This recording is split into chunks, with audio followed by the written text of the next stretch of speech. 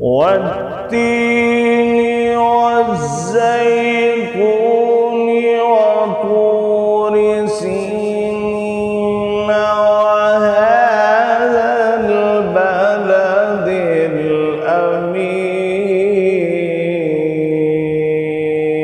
الأمين والتين والزيتون وطور سينين وهذا البلد الأمين